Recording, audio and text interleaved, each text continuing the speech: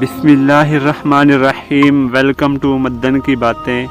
My self محمد لقمان۔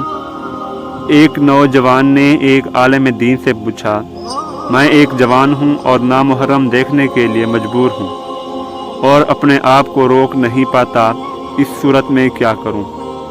عالم دین نے اس کی بات پہ غور کیا اور اسے ایک برتن دیا جو دودھ سے لبالب بھرا ہوا تھا، اور تاکید کی کہ کوزے کو فلاں جگہ تک لے جاؤ اور خیال رکھنا کہ دودھ نہ گرے۔